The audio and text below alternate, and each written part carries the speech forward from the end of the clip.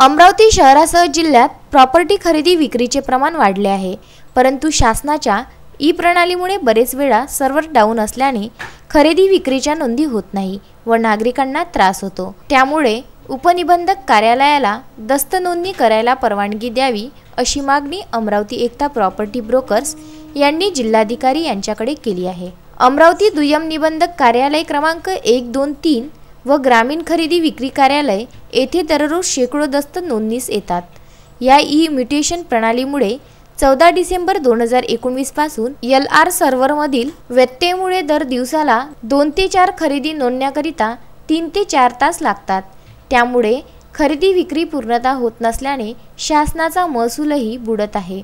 त्याकरिता तात्काळ ऑफलाईन नोंदणीची मागणी कैलास गिरोळकर यांच्या नेतृत्वात करण्यात आली।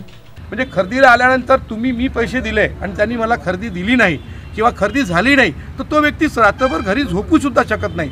त्याच्या आईवडिलाची भांडणं होईल, कोणाची आई ॲडमिट आहे, कोणाचे वडील ॲडमिट आहे, कोणाच्या पोरीची ॲडमिशन करायची आहे, कोणाला अनेक कारणं आहे, लग्न आहे कोणाकडे, पण इथं आल्यानंतर 3-3, 4-4 दिवस 5-6 खरेद्यासुद्धा होत नाही। त्यामुळं अमरावतीकर माझी एक जिल्हाधिकारी साहेबांना हे निवेदन देत आहे आम्ही आणि यापुढे हे खरेदी विक्री जे सुरळीत करण्यासाठी दुय्यम निबंधकाला साधी आपली खरेदी विक्री जे आपण करत होतो त्यासाठी हे नसताना म्हणजे नेट नसताना किंवा ऑनलाईन नाही होत आहे तर त्यासाठी त्यांना ही परमिशन द्यावी, प्रणाली साधी सोपी करण्यात यावी, यासाठी आमचं एक निवेदन जिल्हाधिकारी साहेबांना देण्यात येत आहे। सुरेंद्र बिसने, विदर्भ न्यूज, अमरावती।